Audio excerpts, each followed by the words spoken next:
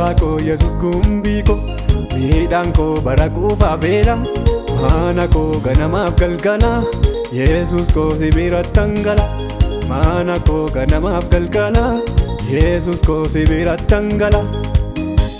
Yesus koo si birattan gala Yesus koo si birattan gala Yesus koo si birattan gala Yesus koo si birattan gala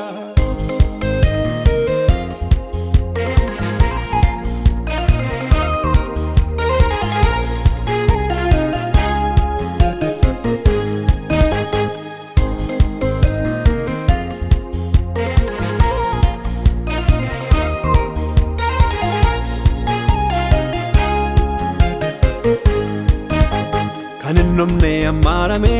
ilmaan kee narra tuulame si argadheera Yesus koo si argadheera Yesus koo nyaatame noomu dhangaan koo budduuqeen koo gugurkaan koo nyaatame noomu burqaan koo nyaatame noomu dhangaan koo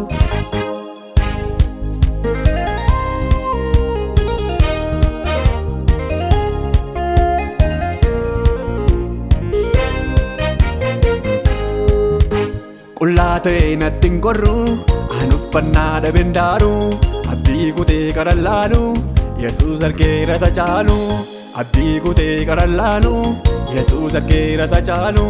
Qullaa ta'e natti hin qorru an uffannaa dhabeen daaru abdii kutee karan laalu Yesus argeera tacaalu abdii kutee karan laalu Yesus argeera tacaalu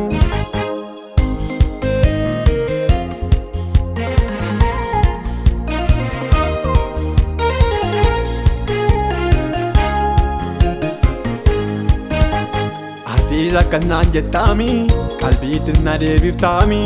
meelaalii daraarota ni caagatii simbirroota meelaalii daraarota ni caagatii simbirroota Atiis akkanaan jettaami qalbiitti na deebiftaami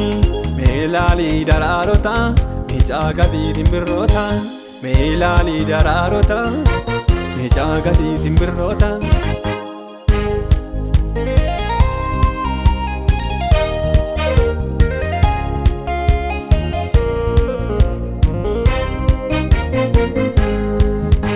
Qilleensa keessa oolu bosona keessa galu hin birratan hin sodaatanii hin facaasan hin maakaranii hin hammatan hin qulleessanii hin jiraatu bashannananii hin hammatan hin qulleessanii hin jiraatu bashannananii hin jiraatu bashannananii hin jiraatu bashannananii hin jiraatu bashannananii hin jiraatu bashannananii